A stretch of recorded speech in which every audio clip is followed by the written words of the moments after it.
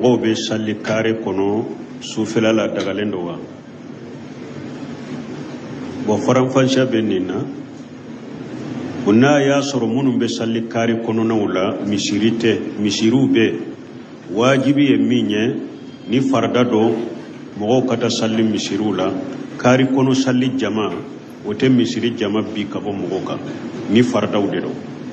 ni farda te nafila de do ikata nafila salli nani misiri kasuru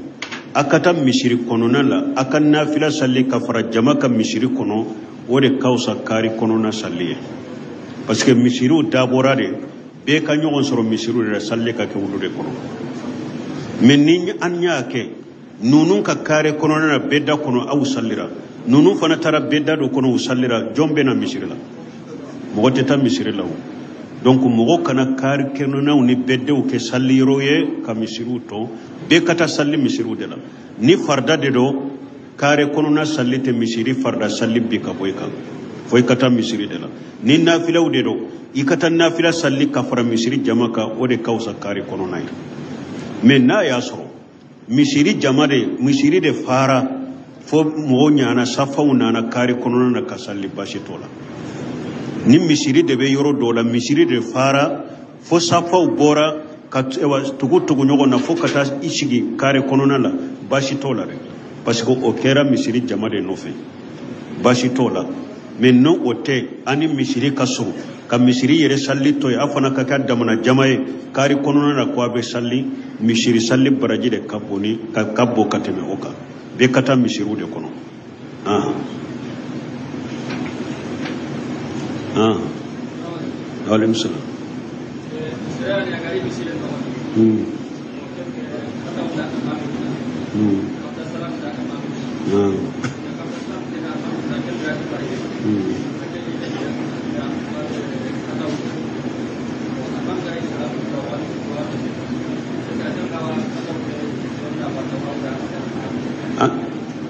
Anke mate kabulanda limamin kita.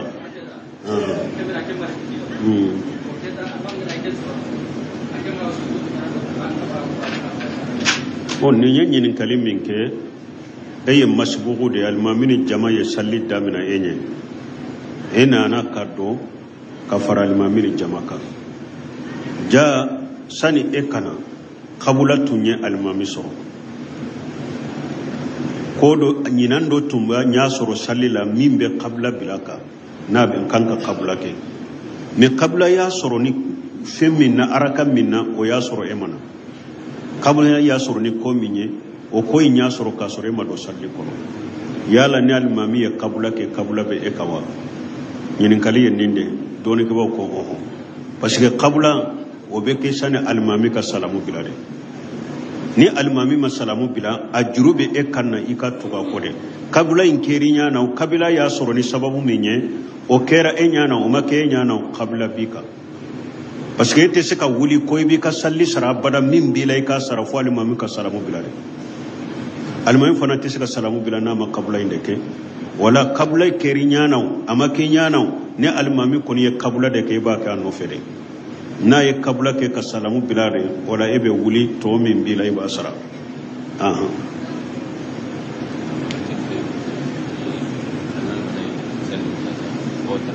anan karne mutu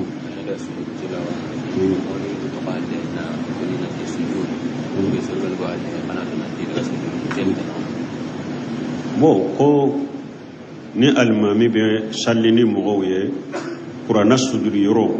na tara wala ko doba kanto kofe ko sujudu pour mogo kata sujudu la ko be cewda tigi manko ke atigi manko ke qur'ana sujudu yoro donende do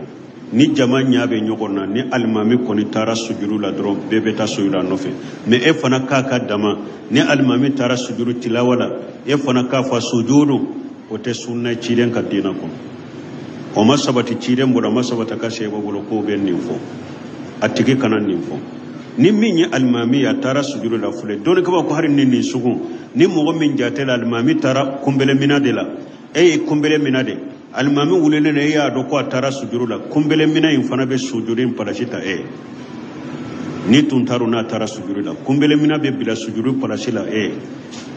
don ke ko basite nununa donc mais ate foko sujudu katoko fana fo alimami no fe o te sunna ni alimami ko ni tara sujudu ra beta sujudu bi ni mo men ta nyaay o tara sujudu kanu fa fule ni mo men trompela e tara urukula ni wulela ka faraka salli tola foitika urukuimbi wasa sujudu la mais akana to ka fo ko e fana bo fo ana fo ko sujudu o tebe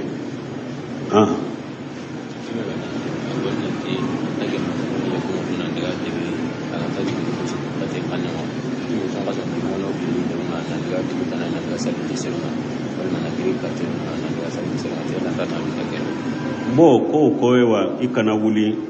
dugula kata dugula ikana minaw siri mogo de be bo sungalo la kabo dugula kata sallini mogo ye ne atara de alimami de tubolo qur'ana ba ale de kunna atara de puru kata ewa nafila kuye ka qur'ana sallinu ye bashite uluna nyogonana o ye de abe komi doni ni unafalide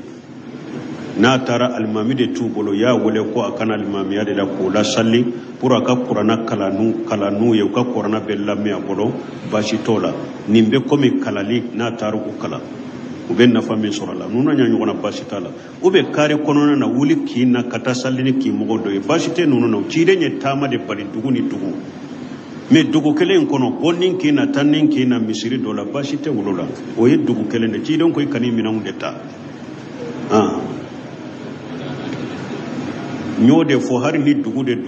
na beta mogo de la salli alimami de tu bolo u ya le wala kan wala salli le bashitola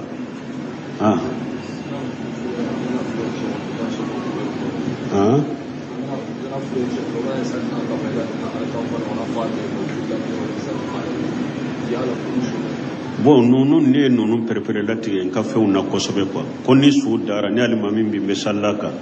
aba fo e wasu ka salli ko aba chogo fo ko chuka salli chogo fo yorote su kunna su kan salli be kala kitabu de kono ani darasula ani kutubawla ani wajulula misiri kuna be nyon kala su kan salli la wodela men ni koni jora su kunna dro mimbe dro dori kibaw ya fo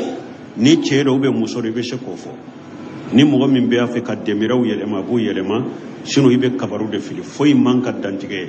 su kan salli kala nyorote awa su kunna abo kala misiru ni kitabu de kono sani su kana men ni koni jora su ka iba fo de dro musoro be chero be kabaru fili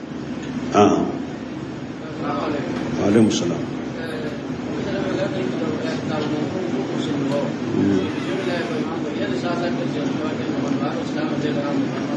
bo ko yala no ala ko ewa anka kitabe dunke ka kantigeli fendu kerece munum be sisa ubala fo kata jawli wa ta'amul lejina utul kitaba hillu lakum ala ko kitabe dira munuma buna basa ko ta'amu min fulen ye kantigeli fende do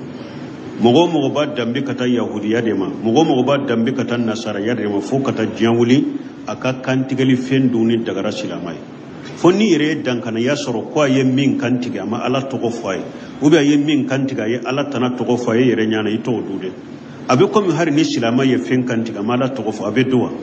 ubi ni silama yere fen kantiga ay ala tana togo fo la ube duwa o te du kitabe dunke fona bo chogola men ni ite a odo aka kantiga li fe dankaniyate e bolo ko ala tana togo fo la dankaniyate o bolo ko ya kantiga chogola silama ye min bali alle siri la fengo femba dambi kata yahuda di nasara kante kantigeli fen daga rasilamai foni dankane ya soro lay bolo ni kantige chogo nyumana alaykum salam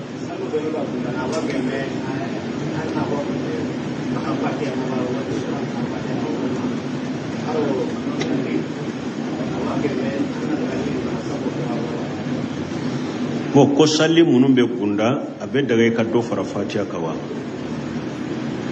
salli munum be kunda bo misali la salli fona fule arakan folo fatiha be kala sora be dawka me salli fona arakan laban fula fatiha dronde be kala wala abe kunda de fatiha dronde be kala wala fana yala ni mommi abe daga ka sora da o kawa wonna ya soro ebe alimami ko fede ebe alimami ko fede eyi ka fatiha kala harbi alimami mabiri makunite sallila qur'ana yoro do kala fo kata alimami biri ebe se ka do faraka ni be alimami ko fe eka fatiha dafara alimami mabiri ibe se ka qur'ana yorobere kala fo kata alimami biri do be se ka faraka basitala bon mais minye ni kelen de be salli ou be alimami de be salli ni mogoye sunna koni ye minye munu ni fatiha doron de kanka kala fatiha doron kala o de sunna mais wakati no ni ye do fara fatiha ka ye alimami kelen be salli fatiha doron be kala yoromi ni ye do fara fatiha ka fentika ni yake wakati fentika ciden ka hadisa do koso ko ciden tumbe salli fana sallini uluye o komme ni cide salli fana arakan folo ko nu kera minye salli fana arakan laban fula be ko tilance obe ni sallenya la sara sallini uluye la sara arakan folo fula uyi aye franceni minke ola la sara arakan laban fula be ko tilance bo don kimo ko salli fana arakan laban fula te se ka ke salli fana ka arakan fula tilanci abada foi ba soro dole faralaka la sara arakan fulo Allah sara arakan laban fula utese ka ke la sara ka arakan fula tilanci abada iba soro dole faralaka donc konni sababu la ni do faraka wakati no bashitika ikana ki lada de ledro mais wakati bashitaka ukadela doye nenye ukadela doye munye ko fatiha dorombe kala yoromi niye fengore faraka bashitika ko Abubakar Siddiq asabatira boro futuri arakallaba fatiha doronde be kala ne asabatira rabbana la tajugh qulubana ba'da idh hadaytana wa hab lana min ladunka rahmatan innaka antal wahhab Abubakar Siddiq tumbe nim kala kafara fatiha ka futuru arakallaba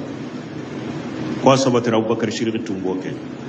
abenni aya kala kafara fatiha ka futuri arakallaba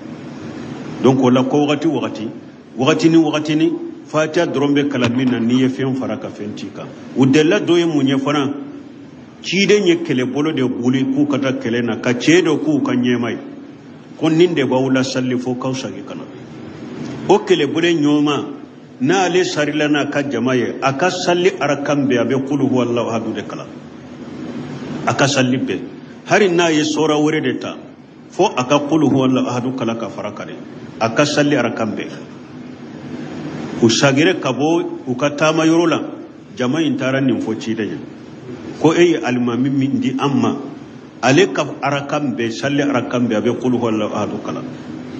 harin na ye sora were kala ate wasano ye fo aka qul huwallahu ahad kala ka farakare aka salli arakambe ciden kaw manyi nin kawa ayo ke munyo kan manyi nin ka ciden ka ya wale kana uye ce wale kana ciden ko ka mogo ko ebe ninde ke ika sallera kambe ko ibe qul huwallahu ahad kala ko o ciden ko yake oye ko damunga ako qul huwallahu ahad alakam man kutude do tawhidi de alakam man kutude do alakam man kutu min ba kono de ne ya kanu no de ye nin ba karankara kambe la ewa ciden ko alakam man kutin kanu ne sababula idonar janna ko iya kena alakam man kutin kanu me ibe do janna ko ne o sababu ya wo ciden ya sabataka me doni ka ko ninte sunna ka fon ka sallera kambe ka kulu wallahu kala ko pasga nince tumba kala ciden yen ninde sabataka me ciden ma ke sunna ko an ka ke ayin ninde sabataka ani sunna do ika sallera kambe ka kulu wallahu kala akono fana te kelenye me ube delira tani ninye fatiha dorombe kala yuromi wakati ni ye sora daka ube ye fengore daka fentika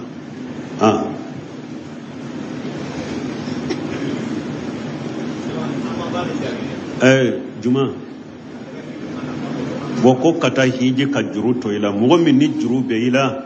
imi ka juru sara alama hiji bilika ni mogo juru de be ela alama hiji bilika kanata hiji ka mogo ka juru to ila ibe juru sara folo de juru sara libe hiji ne alayhi salam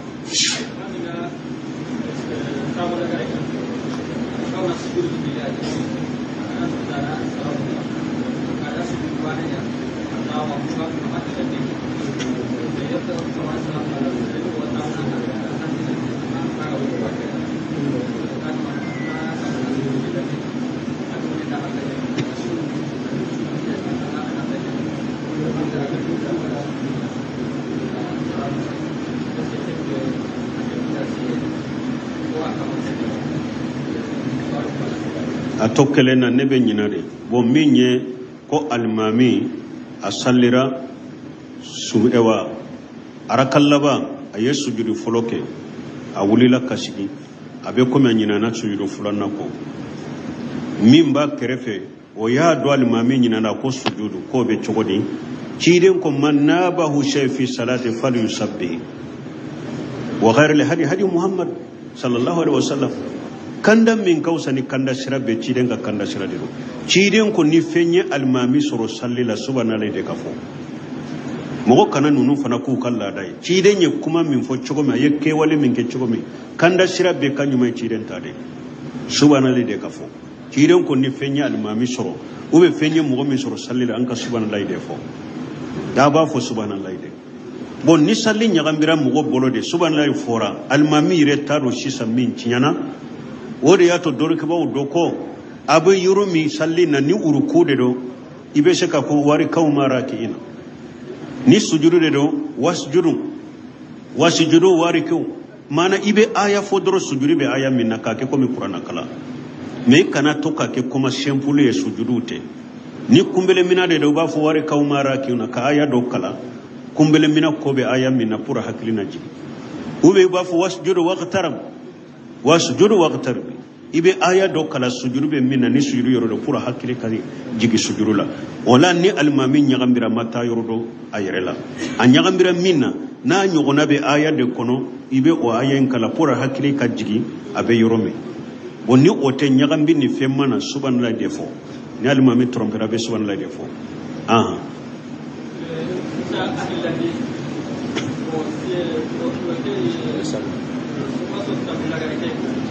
me ñininka ambe derisu munundi ambe fatawa mununke neyo fo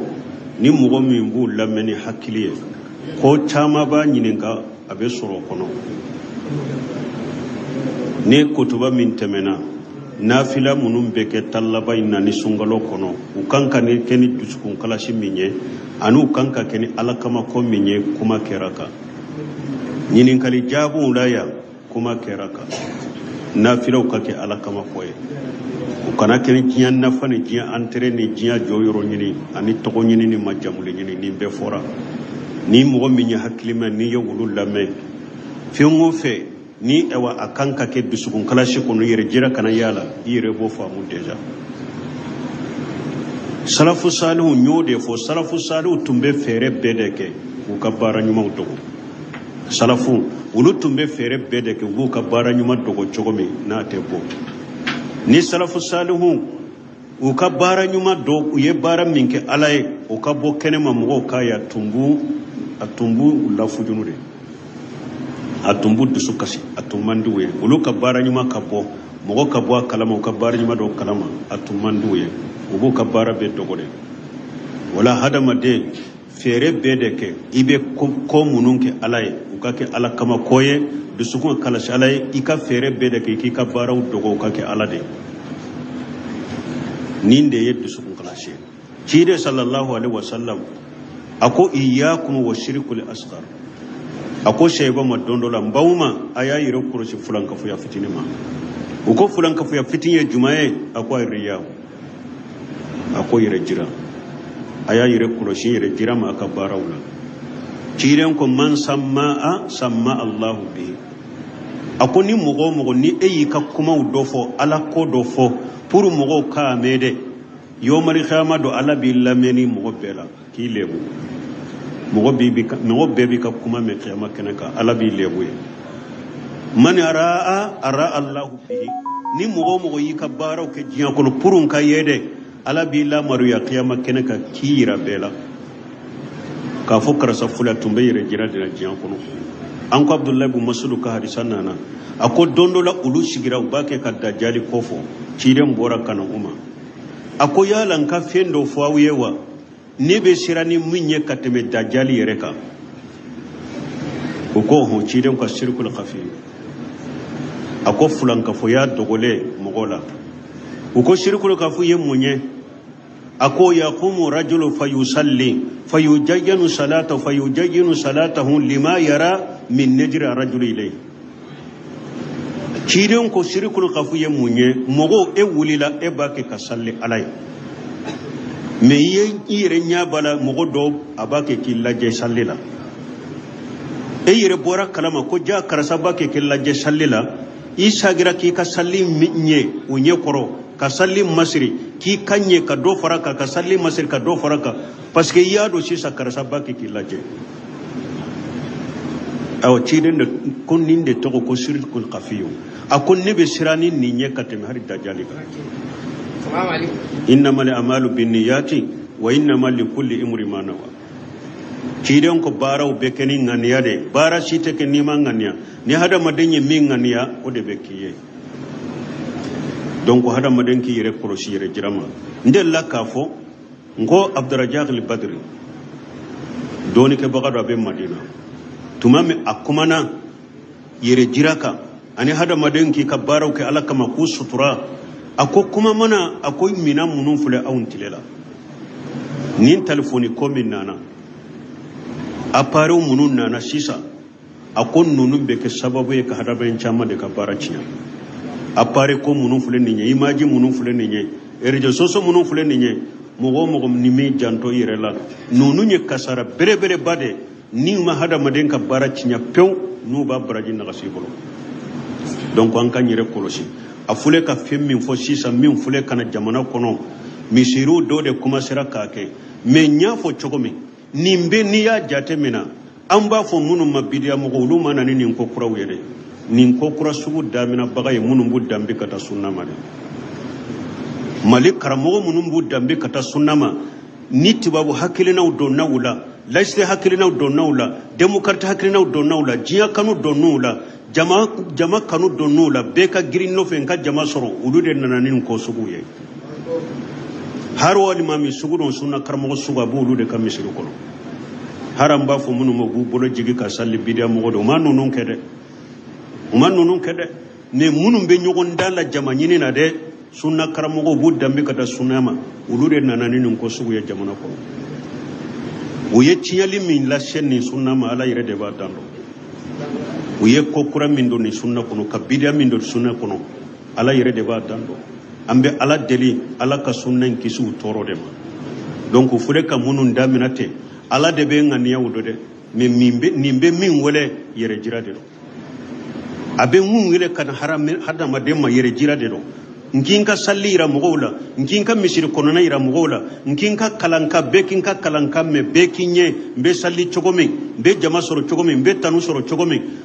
wori tugu bendo chogomi bena nafulu ni mbe yo ode shirai ala kan kisala kan tanga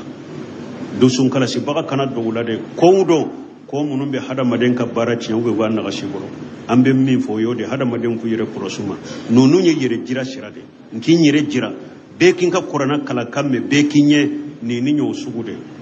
man samma Allah bi awa ala fana ko hadisul qudsiya kono ana akhina surakai an shirki man amila amala fashraka mai khairi tarakituhu wa shirkahu ala ko ni mugo ni ye barake ne ala ye fengore farane ala ko barala ne bora de eni ka barabe makotala awa mugo munum be ni imaji sugun ke ka kamariya ro ka misiri kono ikan nafila akabo Facebook ni feuna bekiye ikanga niya ye akede nka yede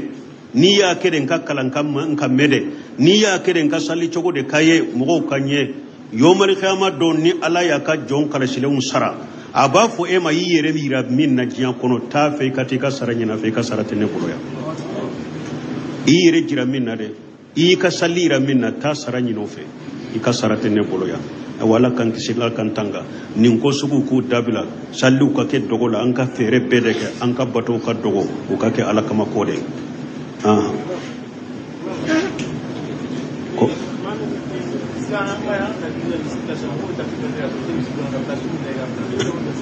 ko mun ko wakati sera wodo fana alhamdulillah ko manan nin kaya ko wakati sera subhanakallahumma rabbana bihamdika ashhadu an la ilaha illa anta astaghfiruka wa atubu ilaik kono mogo be salli kare kono sufela la